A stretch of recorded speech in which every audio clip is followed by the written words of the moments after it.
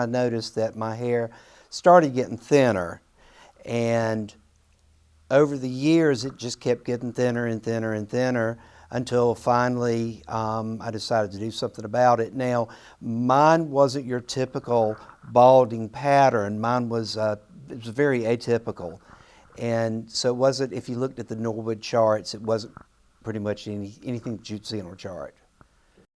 I had watched many YouTube channels, and I'd done some research. And when I came in the first time and spoke with Mike and then with Dr. Voorhees, everything seemed to be, well, number one, it was very professional.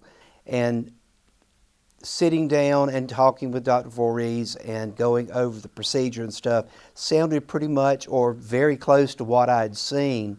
And so I felt really confident that I was in a good place. Surgery day went as I anticipated it would. Exactly like I anticipated it would. There was some discomfort, but I was able to drive myself each way an hour, so it wasn't that bad. It was very close to going to the dentist to me as far as the shots and feeling the pressure and hearing the procedures. It took several weeks for the scabs to form, heal, and fall off on their own. Several months for the growth. It's been 18 months for me. 18 months this month, yes. And I'm still seeing new growth, I believe, even today.